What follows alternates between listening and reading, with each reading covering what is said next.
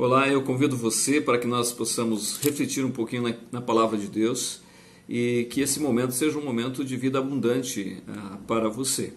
A palavra do Senhor em Êxodo, capítulo 20, diz-nos assim: Naquele lugar não havia água, por isso o povo se reuniu e começou a reclamar contra Moisés e Arão.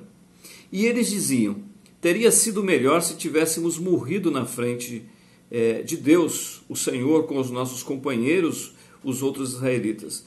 Por que você trouxe o povo do Senhor para este deserto? Será que foi para morrermos junto com os nossos animais? Porque vocês nos trouxe do Egito para este lugar terrível, onde não há cereais, nem figueiras, nem parreiras, nem romãs, e além de tudo, não há água para beber. Então Moisés e Arão saíram dali, onde o povo estava, e foram para a porta da tenda sagrada. Eles se ajoelharam, encostaram o rosto no chão, e a glória do Senhor apareceu. E o Senhor disse a Moisés: pegue o bastão que está em frente da arca da aliança, e depois você e Arão reúnam o povo, e na frente de todos eles deem ordem à rocha, e dela sairá água. Assim vocês tirarão a água da rocha e darão de beber ao povo e também aos animais. Esse texto reflete para nós sobre aquilo que muitas vezes ocorre nos relacionamentos humanos. E aqui nós vemos, e eu queria destacar, o comportamento do povo e o comportamento da liderança, ou seja, de Moisés e de Arão. Nós vemos que o povo começa a fazer aquilo que é particular, muitas vezes, do povo. Tá? E quando eu digo povo, eu digo todos nós, porque há momentos em que nós somos líderes, somos chamados a tomar as decisões, mas há momentos em que nós também somos povo. Então vai depender da ocasião que nós nos encontramos, então você deve se enquadrar em qual momento que você é povo e o momento que você é líder. Tá? Aqui no caso específico nós vemos que o povo começou a reclamar. Eles esqueceram que o projeto que eles se envolveram era um projeto de todos eles. Tá? Na hora da dificuldade, na hora da luta, eles passaram a reclamar dos líderes, como se somente os líderes fossem os responsáveis. Mas muitas vezes o que guia a multidão, o que guia o povo é justamente isso, o interesse. Né? Quer as coisas benéficas, né, da caminhada, mas não quer as agruras, não quer as lutas e as dificuldades. E daí começa justamente a lamentação. Esse lugar passou a ser conhecido como Meribá, lugar de reclamação. Foi o momento em que o povo tentou ao Senhor, que o povo reclamou do Senhor, reclamou da liderança de Moisés. Então devemos aprender a primeira lição: não devemos ser murmuradores, não devemos ser reclamadores, no sentido de não, estou dizendo aqui no sentido de nunca nós vemos nenhum tipo de dificuldade e não reivindicarmos os nossos direitos. Não é isso, mas não devemos ter uma postura de reclamação.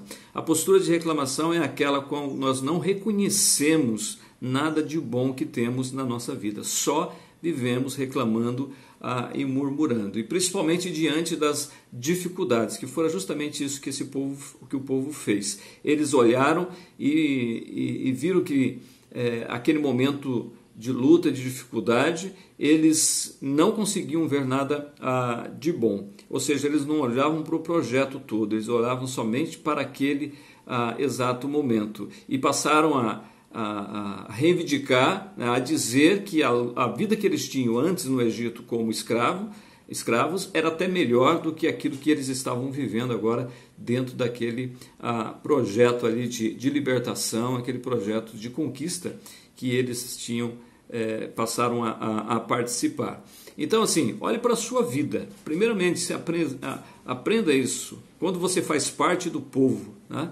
Se você não está simplesmente relacionando com os outros na base do interesse. Na hora da responsabilidade, na hora da tua parte, você, na verdade, sempre lança para o outro. O outro sempre é o culpado. Né?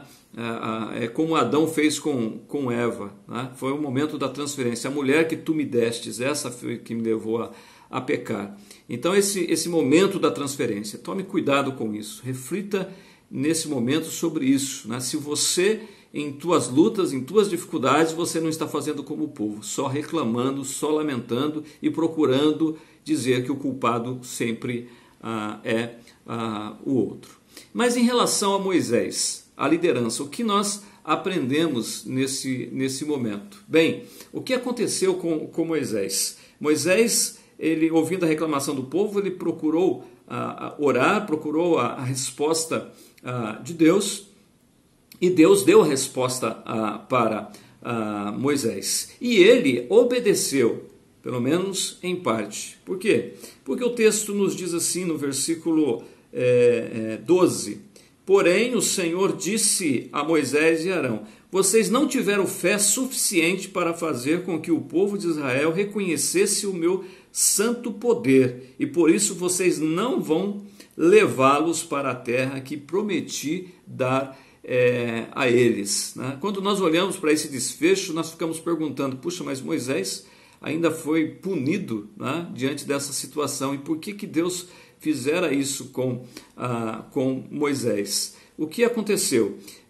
Deus diz que deu a resposta para eles, para Arão, no versículo 8, diz: pegue o bastão que está em frente da arca da aliança, e depois você e Arão reúnam o povo, e na frente de todos eles deem ordem à rocha, e dela sairá água. E nós vemos o que foi que Moisés fez. Tá? O que aconteceu? Moisés diz no versículo 11, Moisés levantou a mão, bateu na rocha 2 vezes com o bastão e saiu muita água, e o povo e os animais beberam. Então nós vemos que Deus falou para Moisés: pegue o bastão, vá lá e dê ordem para a rocha. E o texto nos diz que Moisés foi lá, pegou o bastão e bateu 2 vezes na rocha, e dela saiu água. Bem, e Deus falou para eles que eles não tiveram fé suficiente. Por quê? Porque Deus tinha dito para Moisés: ordene a rocha, e ele foi e bateu na rocha. Então Moisés, não sei se devido justamente ali a ingratidão do povo, a reclamação do povo que queria apedrejá-lo, né, ele e Arão, ele ficou tão indignado que ele, na verdade, não obedeceu necessariamente aquilo que Deus tinha dito que era para ele ordenar. Ou ele não teve fé o suficiente. Então ali ele usou toda a sua energia naquele momento, bateu naquela rocha, e Deus fez ali o milagre. Tá? O milagre porque era necessário se fazer. Então o que nós aprendemos com isso? Aprendemos que em relação àquilo que Deus nos diz, nós temos que obedecer aquilo que Ele nos diz. E é de fato sinal de que nós estamos crendo quando nós obedecemos a Deus. Então Deus ordenou a Moisés de uma forma e ele fez, mas fez de uma forma diferente, ou seja, fez do seu jeito, fez da sua maneira. Deus abençoou, abençoou a Moisés, abençoou. Deus abençoou o povo, abençoou. O povo que estava reclamando, Deus abençoou.